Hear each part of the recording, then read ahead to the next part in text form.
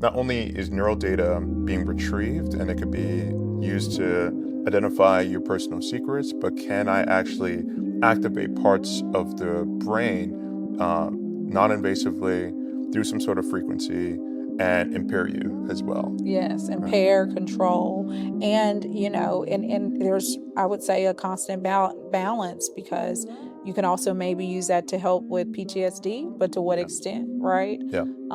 Because now we're talking wiping memories, like Men in Black or something. I don't know.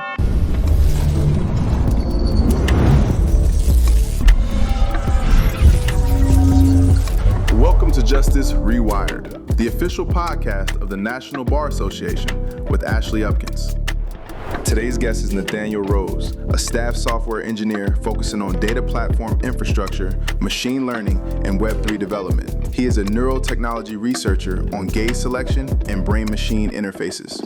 All about the brain. It is. Let's talk about it. Yeah. So tell me about the incredible work that you're doing, and I have lots of questions. Yeah. Yeah, just a little bit of background.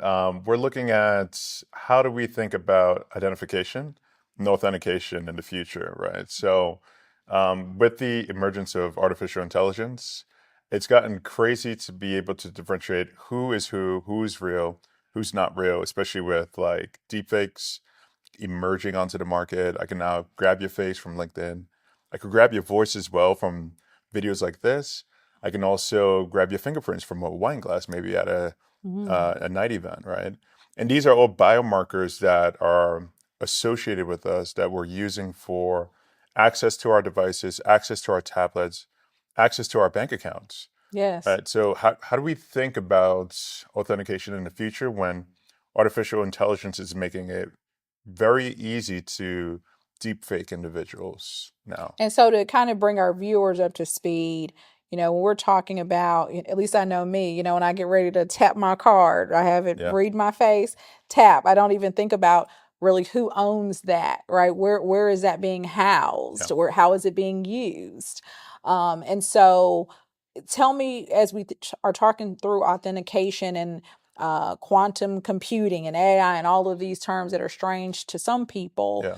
you seem to, I think what you want to do is kind of get on the forefront of that instead of being so reactive, as at least I've seen in this country when Yeah. it comes to leaps in technology. We're reactive right now, right? When it comes to Absolutely. artificial Absolutely. intelligence, the Yes. regulations, the policies are not coming out. Yes. The Definitely the laws have not caught up. yeah, I can speak to that. and I could say the ethics is not being practiced at Absolutely. the entity and the company level, right? So there's a team of neuroscientists, neuroengineers, individuals who are really passionate about this, because one of the next frontier outside of building agencies and these artificial intelligence bots and machines that we're building is how do we assure that our human agency is also preserved, right? Yes. And we see how things are impacting our what we call like neuroplasticity, how we are getting conditioned. If I play a iPhone alarm, you might get a shot of cortisol. If I show you a notification, you might get a shot of dopamine, right? Like because you're getting surprised. Things that we're being conditioned through technology. And one of the new advancements that we're starting to see, and a lot of research is going into this, is around neurotechnology and neuroscience. So how do we take the brain, understand it, decode it to give us information about ourselves, right? So that's being applied to understanding stress, dementia, stroke. My family is stroke prone as well, and we're trying to get ahead of that when it comes to like the medical science. But can we also use it and apply it to cybersecurity? Explain that. Where do all passwords come from? Well, I make mine up, but Your they're brain. somewhat easy to guess. They come from your brain, They right? do. It's a Absolutely. memory recall exercise that we Yes. use to input a challenge just based off of what we decide is our entry point, right? Yes. So what if we made passwords very simple for you to remember, but very difficult because the way you think of that password is very difficult to reproduce, right? So think of Apple, you think of Apple, Yes. but the neural oscillations and the signals that you use that we're capturing that's unique to you gets entered into the brain-computer interface, and that's what's used for a complex hash or something that is authenticated for you. And then you have something where you have continuous authentication. So how do we think, continuously if you're logged into a session, like your Bank of America account, and you have only 15 minutes before they kick you out of the session, can you continuously authenticate an individual based off of identifying an individual? That we have that now, where you can capture someone's face and then their facial recognition could be used to authenticate, or you have to re-enter, show some movement on the Yes, keyboard. yes. But can it be something that's a wearable, like your AirPods have a brain-computer interface, or does your eyewear have brain-computer interfaces embedded into them so that you could continuously authenticate?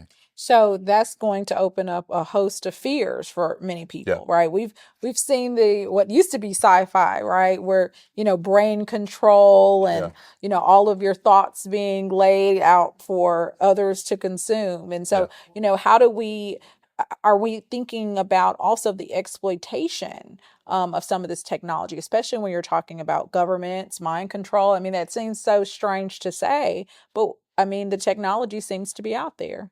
Some are thinking about this, Yes. myself, Yes.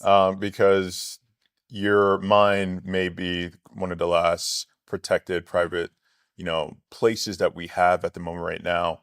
So, you think your neurons fire, they get converted into some sort of, electrical signal. They get picked up by an electrode, getting into like the little bit of a neuroscience, but then they get captured and they get digitized into some sort of neural data. Mhm. What happens when something that's supposed to just capture whether or not we're stressed or not can also be decoded to understand our mindsets, understand our activities that we're currently doing, try to retrieve passwords, This has actually been done in research where if I show you your PIN, your 4-digit PIN, it can actually recall what we call a memory recall, and we can see that signal in the brain. So Mm. now we're getting to a point where, you're involuntarily giving information, and brain computer interfaces can be retrieved to justify. Maybe you've done something. We've seen that with like the polygraph tests, back Right, in the day, right? right. But So, inevitably, usually with leaps in technology, yeah, the marginalized communities are the ones that suffer the harm, yeah. while the non-marginalized communities suffer the benefit, right? Or the harvest. Are there conversations happening around that piece? Very limited conversations, Mhm. and I'm trying to champion is trying to pioneer those conversations. But I know that this is happening from a defense section. So the, U.S. military, other militaries around the world are actively investigating what are the opportunities when it comes to neurotechnology and neuroscience. I think there was a recent 60-minute documentary about Havana syndrome where you had former um, agent officers actually talk about their experiences, perceiving them as, hey, there was some sort of signal that would, or environmental activation of my brain, and I was impaired for a period of time. And these are military, ex-Marines, ex-NSA officers, CIA officers who are coming out who were stationed in, let's say, Moscow, and saying, hey, I was impaired. So now, not only is neural data being retrieved and it could be used to identify your personal secrets, but can I actually activate parts of the brain uh, non-invasively through some sort of frequency and impair you as well? Yes, Right. impair control, and and there's, I would say, a constant balance, because you can also maybe use that to help with PTSD, but to what Yeah. extent, right? Yeah. Because now we're talking wiping memories like Men in Black or something. I don't know. Yeah. But yeah, but as we close out, I mean, just how would what are the lasting kind of what's your lasting impression that you want to leave with us to think about? Yeah. Yeah. No one is going to be an active advocate for this sector unless we champion this Mm. ourselves. I'll give you an example. I was at a conference, San Francisco, and at the conference, someone who was doing like drone photography wanted to take a picture of everyone at the conference. It turns out it was also San Francisco Fleet Week in 2025, right? So within minutes of the drone taking off and capturing people for photography, FBI showed up at the conference to identify who was the pilot and let them give them a warning to assure them that do not do that again, because we have active, the blue. I forgot what they're called. What do they call the Good to know. blue pilots? It's just like jet pilots who Okay. fly planes for like Oh, like shows. fighter pilots Yeah, and things. yeah, Okay, for like yes, yes, yes, yes, entertainment. yes, Yeah, I yes, yeah, forgot. There's something blue. yeah. And so they had to, intercept it. So there's multiple things Wow. that's happening. One, you're not able to take off and fly a drone anywhere proximity, I think within 50 to 100 meters within an airplane, Right. airport, Airport. Yeah. right? Two, law enforcement has technology to identify, enforce some sort of geofencing, and locate where the pilot took off and where the train was located. Okay. And they're able to act on it immediately, Okay. right? And this is the level of sort of, counterbalance that we would need from protecting neural data, Yeah. where not only is it embedded into the device that you cannot retrieve this neural data and use it for another cause, Yes. but there's also law enforcement that is abiding by sovereign policies and laws to assure that it's not being used for something that is against the user's permissions. Yes. Right. Yes. Agency. Well, that is deep, and thank you. This has been a very interesting Yeah. conversation, and I'm sure we'll have many more, given how this technology is developing. But please make sure you also share with us companies that we need to be on the lookout for that are trying to do technology, right, innovation in a way that is safe and ethical. And I think that right now we need that more than ever. Yeah, there's a nonprofit organization, the Cerberus Neurosecurity Research Institute, Okay. that's exploring technical implementations to protect users Yes. of their neural data and their human agency.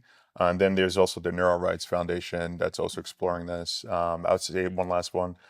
Cognitive Security Institute is another organization that's looking into how technology is being used to, use psychology or cognitive science to retrieve or activate parts of the human psyche for Wow. manipulation or phishing. Now, just remember, it's Blue Angels. Blue Angels. Those All are right. the I won't pilots. forget that now, and I know I Yeah, will go yeah, look it yeah. up. Blue Angels. Yeah. Yes, and I want to thank them for their service. So, absolutely. Well, it's been a pleasure.